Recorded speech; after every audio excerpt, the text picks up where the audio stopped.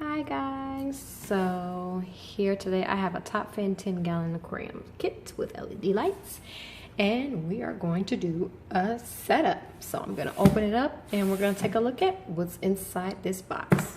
All right.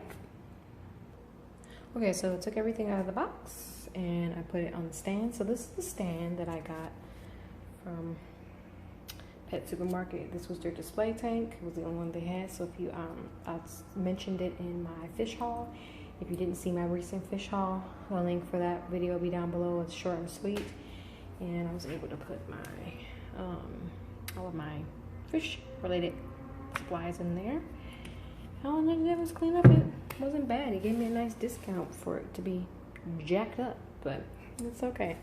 So let's see what we have in here. Here are 50-watt lights. Okay. And let's see what else we have in here. We have the filter. And then we're gonna set that up in a moment. Oops. And then we have this packet that has some things in it. It's kind of strange, but okay. And then the hood. So I'm going to undo all these things and then we'll be back and we'll talk about those. Okay, so inside of this bag here, there was these things. Aquarium setup guide. Parts check for the aquarium hood. Lights. Okay, you see my hood here. I showed you that. Sorry. And these are the lights. This is the hood. Okay, and then they give you a little water analysis bottle. This is setup stuff.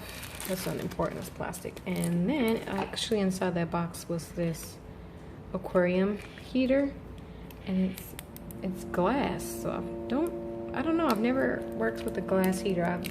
The other one I have is from Aquarium, and it's not glass, so, and it's not adjustable either. So this should be interesting. If you use glass heaters to heat up your aquariums, let me know. And then I got another fishing net, so that's nice. One can be used for sick fish or, you know, stuff like that, and one can, you know, it's always nice to have another net. So that's awesome. And then we have our filters. So I'm gonna open this up and then we'll be back. Okay, so I've opened it. This is the top. So I just took the top right off. And inside here, and I really don't know what this is, you guys. I'm assuming an aerobic grid of some sort. And I'm assuming that this is the filter cartridge thingy. And yeah, there's nothing else in there. And then there's this. So I'm gonna put this together and set that all up, and then we'll be back for the next part. Okay guys, I'm putting the lights inside of the hood as you can see me doing.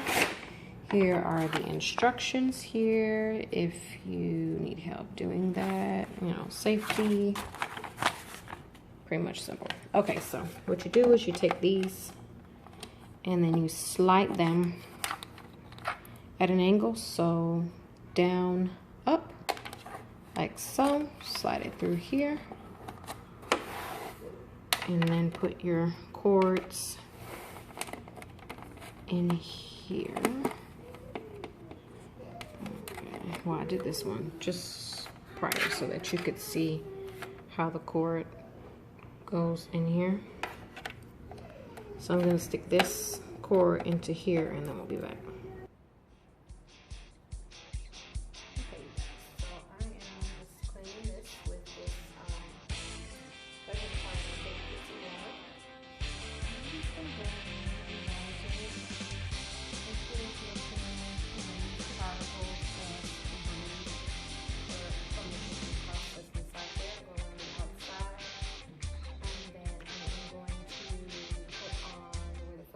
gonna go in the lights and I'll show you that.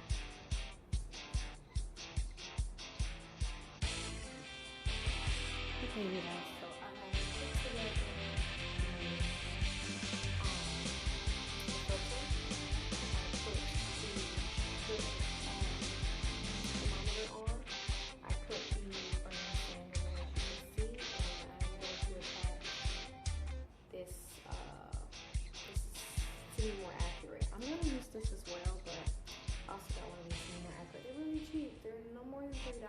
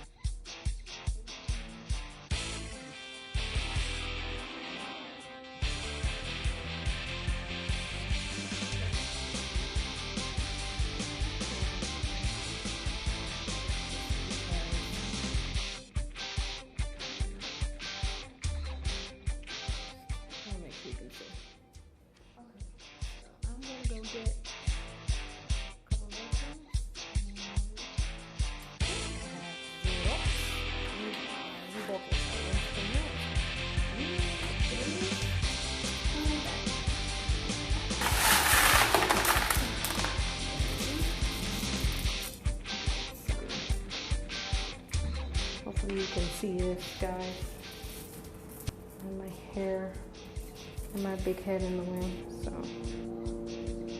please excuse my big ginormous cranium. I've never worked with sand substrate before, so this is definitely a different feel.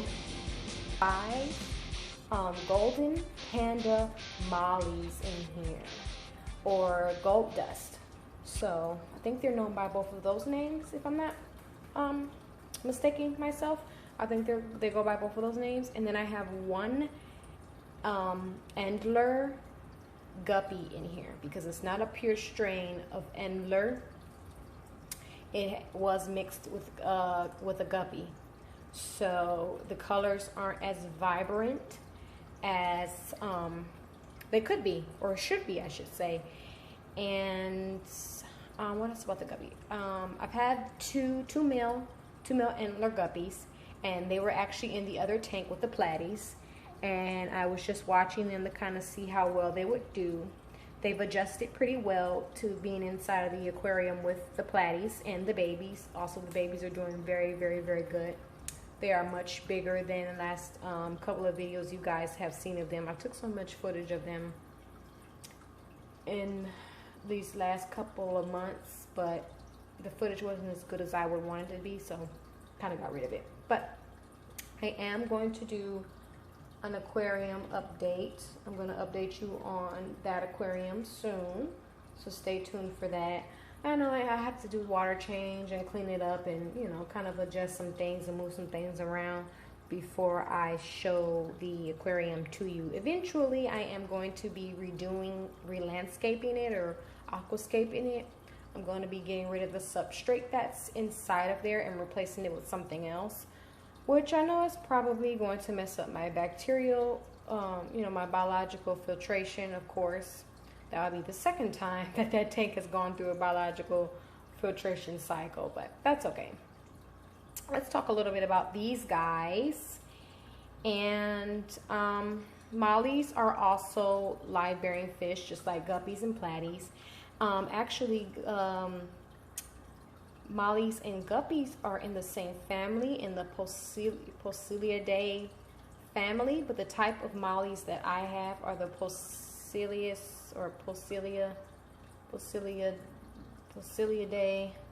I think it's Synops. I will put that in the video so you can see the name of it if I'm not getting it quite correctly. Yeah, there goes that glare again. But what was I gonna say? So I think they get up to, like, some of them get up to 4 inches, or, you know,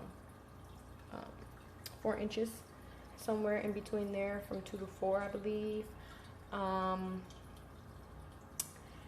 They like to be in groups, so they like to be in schools. There's 5 female in there, and they accept a lot of different foods. Definitely most would be live. I would say live foods would be great for them, like brine shrimp, daphnia, bloodworms, those sorts. If you can get access to those, freeze dried and frozen are really, really good. A good staple fish food, I would go with New Life Spectrum. You also want to have something supplementing them for their herbivore side, their plant eating side of them. So, I mean, they'll eat algae in your tank. You want to feed them some type of food for that. I do have like a staple. It's from API. I've shown you guys that before in a previous video, fish food video. And I'll give that sometimes as well. Sometimes I'll even crush up all the food together and mix it together and give it to them, but very rarely. Let's talk how I acclimated these fish. It was very, very simple. I just took them out of the mucky LFS water and I just dropped them right in. And I learned that method of acclimating from Rachel O'Leary, and I will link her video down below of her talking about how she acclimates fish. So I'll leave that video down below if you are not already subscribed to her or have seen her videos, so that way you can check her out. So there's a lot of ways you can acclimate fish. You can take the fish from the fish store and put the baggie in there, and you can adjust the temperature, maybe I would say 20 to 30 minutes of just floating in the bag, and then you could take your net and take them out and put them in the water. You could do that, or you could do the drip method, where you're acclimating the aquarium water that you have into the bag, and then waiting certain amounts of time, doing it about 3 to 4 times, and then putting them into your tank with a net, and then getting rid of the LFS water, because that can be nasty and you don't want that in your aquarium. What else can I say about these guys? They are really, really gorgeous. I have a few names that I've come up with for them, but I haven't really figured out what names I'm going to name them just yet.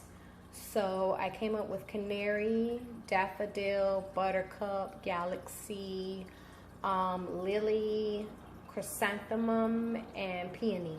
Those are mostly all names of yellow flowers. So I'm gonna see if I'm going to do any of those, and I don't know, I'm gonna see how that works out. I'm gonna try to see. So of all those names that I told you before in the video, let me know which ones you like more. Oh yeah, they are trying to get that food. They are so pretty, you guys. I'm in love with them. Let's see if they let you see them. They are.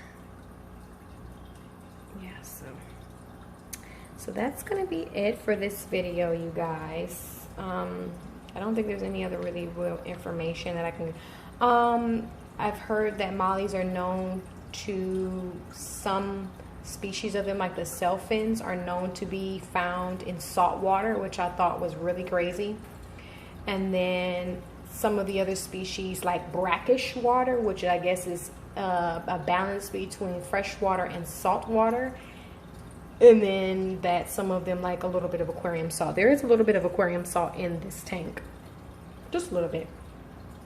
I just wanted to do it for quarantining to make sure that I didn't get any egg outbreaks. So I haven't gotten any egg outbreaks as of yet, so I'm really happy about that. So thankfully, in both aquariums, I've been blessed not to have that problem. But yeah, if they're gonna let you see them, so hopefully soon, as they get more used to their environment, I will be able to film more of them for you, so you guys can see how beautiful they really are. They're gorgeous. I think the one in the big one in the back is pregnant, so maybe they'll let you. Okay, I guess they are gonna come out and let you guys see them. Smile for the camera. All right, guys. See you later.